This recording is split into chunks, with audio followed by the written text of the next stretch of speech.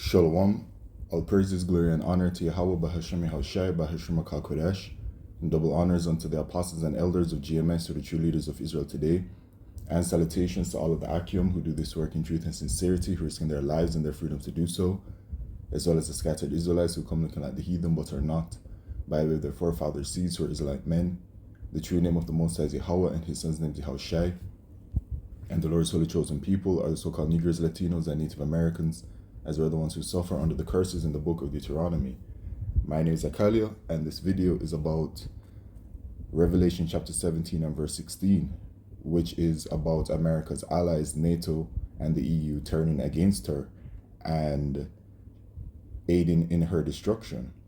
America is known as Mystery Babylon the Great in the scriptures, all right? And America is going to be destroyed by thermonuclear fire. It's going to be destroyed by those ICBM missiles. They've been created for that very purpose by Yahweh Shemishai. And so I was just on RT, literally opened it up, and I've seen two articles. European NATO members displeased with US reaction to Russian drone incursion. And then I've seen this one as well. EU must mend relations with Trump, top diplomat. All right, and it automatically made me think of the prophecy to come, Revelation 17 and verse 16, and the 10 horns, which is the European Union, which thou sawest upon the beast, which is NATO, these shall hate the whore, which is America, and shall make her desolate and naked, and shall eat her flesh and burn her with fire. So the European Union and NATO, these shall hate the whore, which is America. They're going to hate America. And then, knowing America's judgment by way of the thermonuclear fire, they are going to aid in her destruction, as it says, and burn her with fire. So things are going to happen between the relationship of America and the NATO and the EU. And as time is going on, we're all living through it, the relationship is deteriorating in front of our eyes, okay, as it is Bible prophecy. And this relationship has been falling apart for years, keeping up with it, reporting on it, each time there is something that is seen. And especially this year with Trump coming in during his second presidential term, I think that's what they call it. He's really ruling with an iron fist and, taking that dominant seat that America is in. All right, ruling over, the rest, and ruling over the rest of, its people, okay? Because, America is the main hub of the Edomites, and then the Edomites are the so-called white people, and this is their kingdom, which is currently collapsing. And then you have NATO and the EU, which are Edomite sovereign nations as well, but America's the one at the top. Right? So, America has been, dealing with them in a certain type of way, like with the whole tariff situation, all right? Which is basically really an attack on America's allies. But from my perspective, speaking as a man, just looking at that situation based off of the news that's that's going on, it looks like America uses threats by way of the tariffs to whip its allies into shape, but they don't like that, all right? And they have been strengthened by America, and they themselves have become powerful entities, okay? So let's read a bit on it. European NATO members displeased with the U.S. reaction to Russian drone incursion. Washington's response to the incident was met with a mix of dismay, confusion, and unease, according to Reuters. So Reuters reported on this. Some members of the bloc view U.S. President Donald Trump's reluctance to outright blame Moscow for the incident on Wednesday as a sign that he is not committed enough to their defense, the news agency reported on Saturday, citing unnamed European officials. U.S. aircraft also played no role in repelling the alleged attack. According to Reuters, U.S. officials said it was because the Dutch military was responsible for Polish airspace within NATO at the time. Trump's handling of the incident has ranged from dismay to confusion and unease.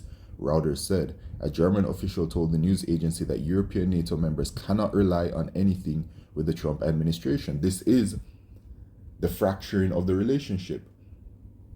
The allies of NATO, they cannot trust, or they're saying they cannot rely on Trump for anything. And if you cannot rely on your ally for anything, what is the point of being allied with them? An Eastern European diplomat called Washington's silence on the matter almost deafening, with an Italian official told Reuters that NATO members were mostly displeased with the US reaction. The Polish government stated that its military tracked at least 19 alleged violations of its airspace by Russian drones over a 7-hour period on Wednesday, describing the episode as deliberate and unprecedented. It also convened an emergency UN Security Council meeting over the incident. So this appears to be a very serious situation for them. All right, and they're upset about it. Trump downplayed the accusations, suggesting that the alleged incident could have been a mistake. He also said he was not happy about anything having to do with that whole situation and expressed hope that it would just come to an end. Moscow responded by saying Warsaw's claims were not supported by evidence and hyped up by the European Party of War. Drones used in strikes against Ukrainian military targets could not physically reach Polish territory.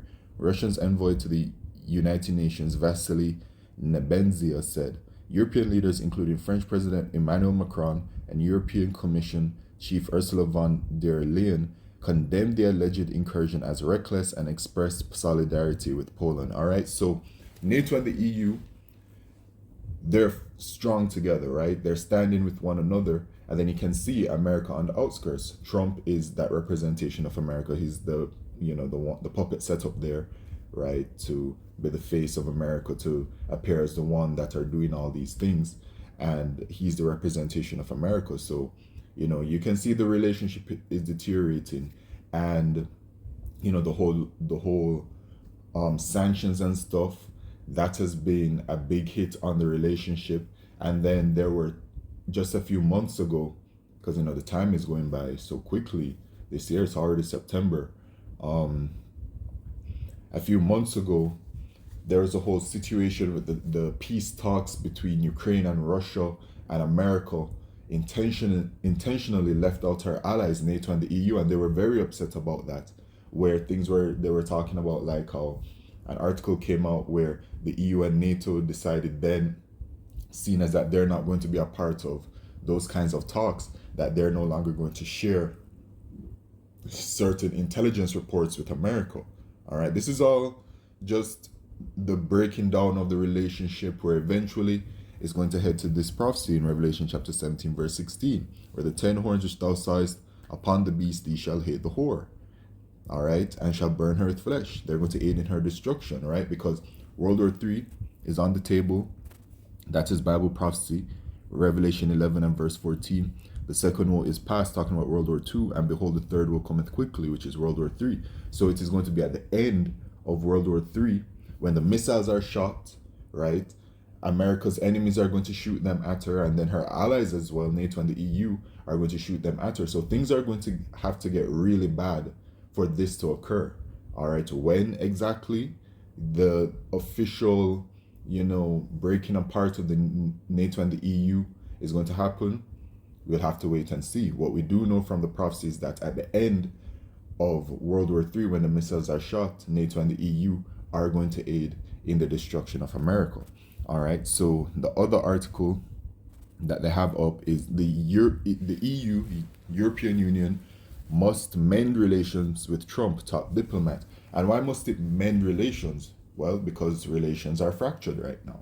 All right, it is, things are bad in the Edomite kingdom. They're not unified together. And out the gate, first of all, you have America, NATO and the EU, and then the State of Israel, which is an unofficial member of NATO, as they have announced, on one side. That is the Edomite ironclad alliance, all right, of just Edomite sovereign nations, all right, which are these so-called white people. Then on the other end, their enemies are Russia and Russia's allies. Russia is an Edomite sovereign nation as well. It's a so-called white dominant nation. But what Russia has done is enlisted the aid of the heathen in their fight. So they have, you know, they're working with Iran, they're working with the African nations, right? When you take a look at the BRICS, BRICS, you can see that alliance on that end. So Esau's kingdom is very fractured, and then it's going to be even more fractured with the whole situation that's going on right now of that side of the alliance breaking apart. The NATO and the EU are going to break apart from America and the state of Israel eventually. So their kingdom is very fractured, and the scriptures talk about that. All right. The scriptures say in the book of Mark, I think it's this 3 and yes, verse 24. And if a kingdom be divided against itself, that kingdom cannot stand. And Esau's kingdom is divided, clearly. And if a house be divided against itself, that house cannot stand. And the house of Esau is divided and against itself. And it's becoming worse because current alliances, Edomite alliances, are breaking apart right now. And if Satan rise up against himself and be divided, he cannot stand but at an end, right? Satan is the adversary, right? And who are the adversaries? These heathens, starting with sons of the wicked, who are the Edomites, these so-called white people. All right, so this is referring to them, all right, as they are the adversary to Yahweh, Shemisha, and the Israelites. All right, and if Satan rise up against himself and be divided, he cannot stand but hath an end. And that is what is happening. They're rising up against one another in their kingdom, in their rulership, and they're very divided, you know, and a divided kingdom cannot stand. After the death of King Solomon, you had Rehoboam, who was the king of the southern kingdom, and you had Jeroboam, who was the king of the northern kingdom. And because there was no unity within the nation of Israel, right, as it says in the scriptures that there was war between Rehoboam and Jeroboam all the days of his life, right? So they, northern kingdom and southern kingdom, were going at it, man. A divided kingdom is going to fall, all right? And Esau's kingdom is divided, okay? And it is on its way to going out, man. Right now, we're in that period of time where the kingdom is being translated right now. Okay, Esau's kingdom is falling apart.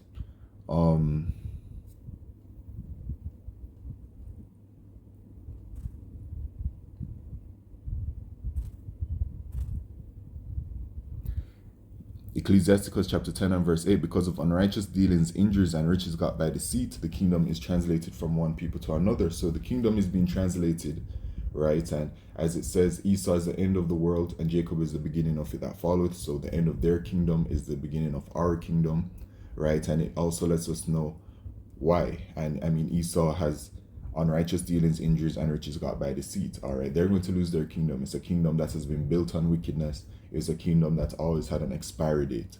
Okay, but this is what is at hand, man. So Brussels must adapt to the US president's way of conducting business and politics, Kaya Kallas has said. All right, so I went through this article. You know, it talks about the tariffs a little bit. Kallas made remarks in an interview with German outlet R&D published on Friday. She was asked whether the EU can still trust Trump after a much criticized trade deal that imposed a 15% tariff on most exports from the bloc while lifting tariffs on US industrial goods. The deal, which also involved shifting from Russian energy to US imports, sparked backlash from EU officials who said it favors Washington. The US is and remains our most important partner, but the new administration has clearly changed how it conducts policy and official business. They're talking about Trump. We Europeans must adapt and adjust to their way of working, Kallas said, adding that Trump's tariffs have become a new benchmark for how well a country gets along with the US, you see? So the article is named correctly because the relationship is broken. So they're talking about how they want to mend it, but there's no mending it. All right. We know that it will only become worse because Bible prophecy says that they're going to turn against America and destroy her. And even if from now to that time right now, there could be a little bit of mending of sorts, ultimately, America's allies, NATO and the EU, are going to turn against her. And we're literally witnessing the fracturing of that relationship in real time. All right. So With that, all praises, glory, and honor to Yahweh Shem Yeshai B'Shem Kodesh. Shalom.